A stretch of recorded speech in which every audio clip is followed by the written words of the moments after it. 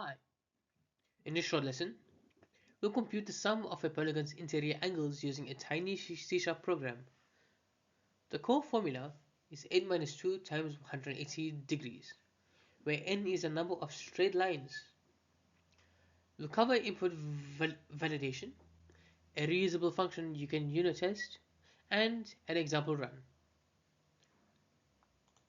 This emphasizes formulas, defensive input handling, and clean testable code. Let's jump into code.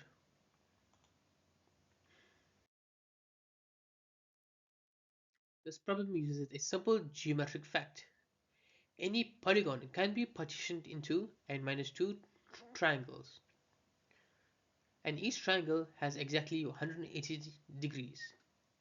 So the total interior angle sum is n minus 2 times 180 degrees. We need to ensure n is greater or equal to 3, otherwise it is not a polygon.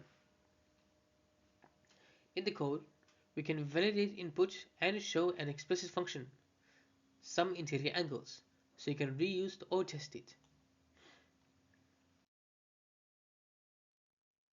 Here's the full copy-paste ready program. Main reads from the console and uses int.TryParse for robust input passing. Sum interior angles function reinforces n is greater or equal to 3 and applies the formula.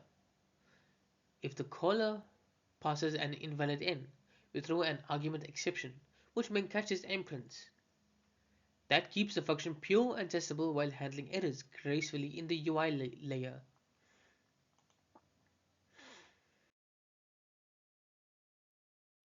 The flow is intentionally simple and defensive. Passing is handled upfront so the call function can assume a valid integer. The function throws for invalid n, so tests can assert behavior easily. The arithmetic uses integer math. If you need fractional results, which is rare for this formula, we could return a double, but for polygon interior angles, degrees are integers as long as n is an integer.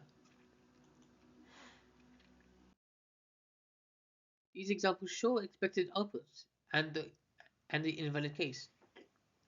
If you feed 2, the function signals the caller that the input is invalid. So the console UI prints the explanatory message.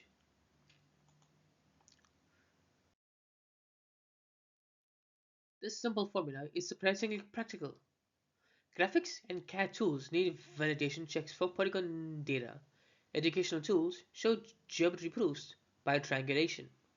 And mesh processing code often needs quick sanity checks. The small reusable function fits into these systems and is trivially unit tested.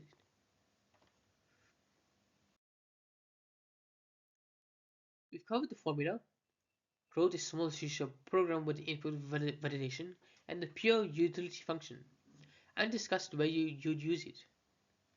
The pattern, small pure functions plus simple input handling wrapper, makes your code easier to test and reuse. Thanks and happy coding! Thank you for watching. If you enjoyed this video, please make sure to like, share and subscribe for more C# tutorials. I'll see you in the next one.